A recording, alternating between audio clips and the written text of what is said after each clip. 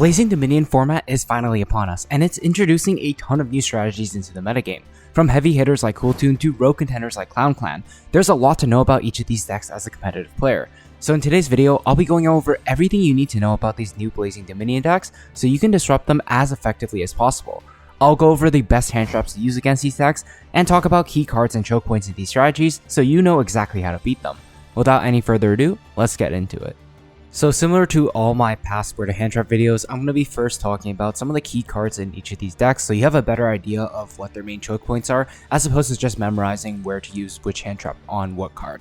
So starting off, we're going to be talking about the most anticipated deck from Blazing Dominion. That's going to be Kewl Tune. The main gimmick with this deck is that they can synchro summon using monsters in the hand, and all of their starters basically have some way to get extra monsters to help them synchro climb.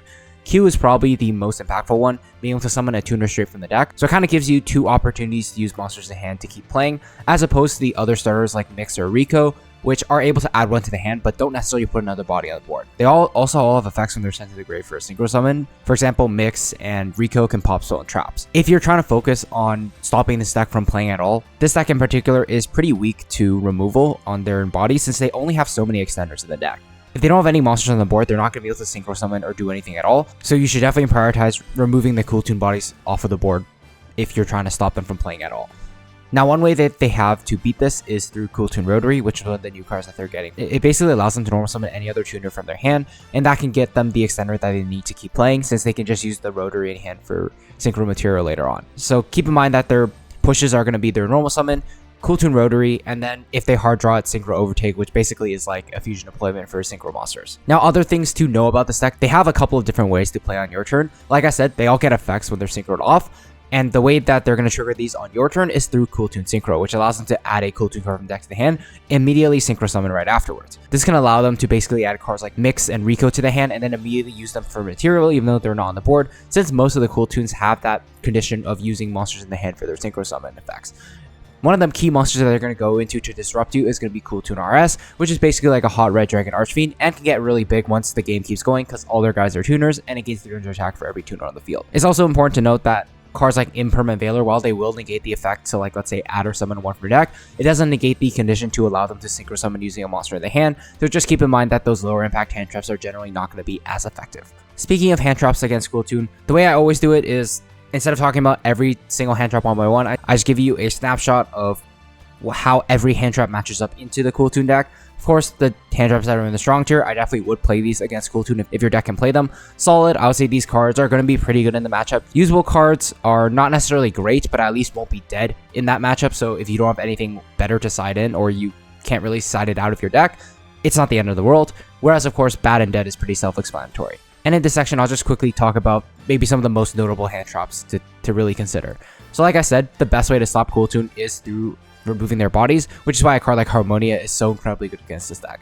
You're able to not only get Harmonia to pop a card, but if they started with Q, for example, you can then send a card like Malong or something to like bounce it back to the hand, which is definitely going to be one of the best ways to both remove all their bodies off the board. Cards like Shifter are also really good. This deck does require their guys to be sent to the graveyard to get their effects, and cards like Ash, Purge, Impulse are going to be super good at stopping Kewl Tune Synchro, since that card does include the effect to both summon a monster and add a monster from deck to the hand. I would say there's definitely some merit to holding these cards for your turn for when your opponent sets Kewl Tune Synchro, since most of the time I would say the deck is able to play through these lower impact hand traps fairly well. I've seen some people try to side like Perulia against this deck too, but honestly I don't think Perulia is super great into this deck. You'll get one draw from the normal summon, but a lot of the times they don't necessarily have to give you more than that one card in order to really set up most of their end board. So while Perulia isn't going to be dead in the matchup and can maybe get you an additional draw if they have to use Rotary, I ultimately think that there are better cards to play like Fuelos, for example. And finally, like I mentioned, effect negators like Mourner, Veiler, Imperm, they're usable against this deck, but it won't stop them from extending with monsters in their hand. Before I continue in the video, I just want to ask you guys to please consider subscribing to the channel if you found this content helpful so far. Only a very tiny percentage of my viewers are actually subscribed, and by subbing, you not only let YouTube know that you're interested in seeing more, which helps the channel grow, you also give me the motivation to keep posting more videos like this to help you guys out. So the next deck we're going to talk about is going to be Clown Crew or Clan. This is a deck that focuses around tributing monsters to sort of control the pace of the game and generate a bunch of card advantage. Their main monster is going to be the effect monster here, which has an effect on summon to like draw cards or negate face-up cards your opponent controls. It also has that neat effect to where you can chain multiple copies of this together, since it allows you to immediately tribute summon a monster right after. In terms of generating the bodies needed to tribute summon, the main card they're going to do this with is Malborism, which lets them get 2 Clown Crew monsters directly from the extra deck. And that means, well, you already off of one card, you get the materials needed for the Clown Crew. You need it for the white face to be able to summon itself out. Their continuous spell is kind of like a true Draco Heritage in the sense where, depending on what types of monsters you tributed this turn, you're going to be able to draw that many cards. Now, in terms of the monsters that they're actually summoning to tribute, all the ones from the extra deck have an effect where when they're tributed, they can return all monsters of the same type, so like Xyz, Fusion, or Synchro, back into the deck. So if you're going second, for example, you can use that to clear most of your opponent's monsters if they're playing a mono deck. Or if you're going first, they can be used to generate you advantage. Like the Xyz, for example, will set a Clown Crew spell directly from the deck. Finally, the last card of importance I think to note is the Ritual Monster. The Ritual Monster is going to be a little bit harder to summon, but it does have that Habakiri-like effect in the hand where it is a starter. So even if you hard draw it without a way to Ritual Summon, it's not the end of the world. Now, overall, I'd say the main weakness of this deck is going to be just getting access to those monsters to tribute summon and getting their engine rolling. So if you have a way to, let's say, stop them from adding a card like Malborism from the deck to the hand, stop them from resolving their continuous spell with a card like Ogre, it's going to be pretty good, since without any Tribute Father, this deck just doesn't really do anything. It's a deck designed to draw a bunch of cards, so like you're going to be playing a bunch of hand traps, and that means if you stop like their few ways to put bodies out onto the board, well, they're just going to be playing an all hand trap deck, which isn't super hard to beat. So what hand traps are actually going to be good against this deck? I would say, since this deck does play pretty differently as a control deck compared to the other mid-range or combo decks that we have in the format, the best hand traps against this deck are going to be a little bit different.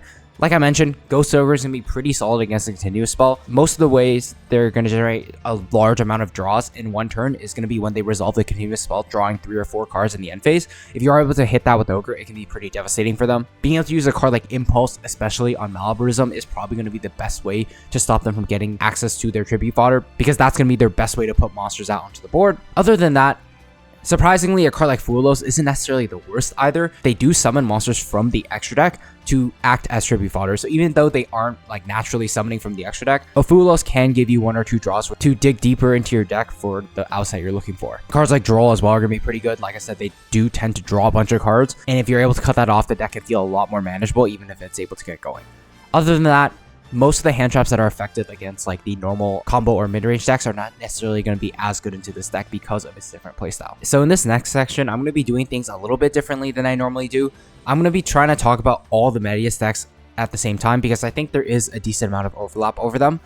I also felt like, since I only normally cover 3 decks in my Where to Hand Trap video, this way I could fit in more decks to talk about so that you guys are able to get even more out of this video. Do let me know in the comments if this sort of different format is something you want to see more of in the future.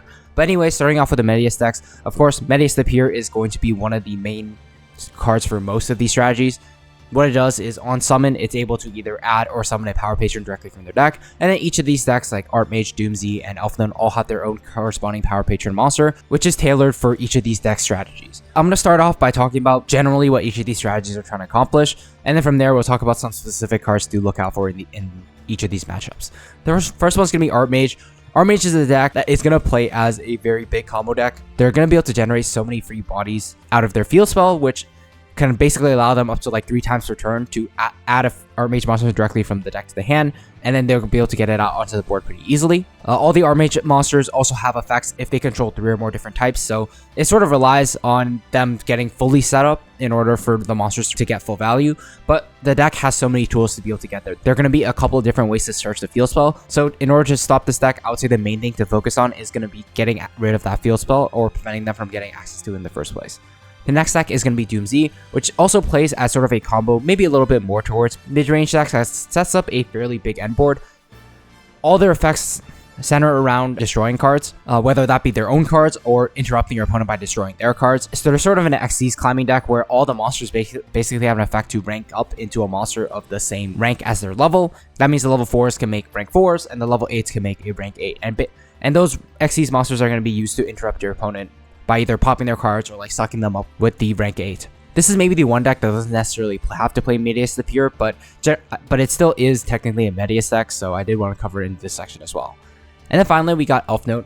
Elfnote also plays as a pretty mid-range slash combo deck. It is, I would say, a little bit more fragile than the other two and feels a little bit more glass cannon-y, but it is still an incredibly scary deck when it is able to go off. The main gimmick with this deck is that their main deck monsters can summon themselves out for free to the center main monster zone, so it basically allows them to get free bodies out onto board infinitely as long as they keep like summoning monsters to other zones in order to make their plays. This is also the deck that does rely on its power patron, I would say, the most out of all these decks, so if you are able to cut that off, then you can really prevent Elfnote from doing too much. And one last thing to note about Elfnote specifically, it is the deck that is probably going to have the most variations, just because it doesn't really have any locks on the cards. So a lot of times you'll be seeing decks like Elfnote branded or like Elfnote Fiendsmith, for example. Finally, let's talk about what the best hand traps are going to be against these Medius decks. Again, I tried a slightly different format for this, where instead of showing you the full list of hand traps and how they rank up against each deck, I wanted to generally talk about what I feel are the most important or most interesting hand traps to talk about against all these matchups.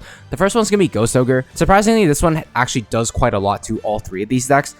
Of course, against the Artmage deck, if you ogre their field spell, it can be pretty devastating. It's probably the least effective against the DoomZ deck, but there is still a chance for you, let's say, like ogre their main deck, ogre their monsters when they try to rank up. And against the Elfnote deck, you can use it to hit a card like their Power Patron monster when it tries to change the level, or you can use it on their like continuous spell or continuous traps, which are both pretty integral to the strategy of the deck. Another thing to know about these decks is like these decks are, like I said, they're pretty combo heavy, so a card like Droll Lockbird is also going to be really solid against them. Of course, all these decks have ways to play around Droll Lockbird, but I'll say generally getting hit with Droll will limit the end board of all of these decks and make it a little bit harder for them to keep playing. This also means if you're playing cards like Purulia and Fulos against these decks, it can be really effective too.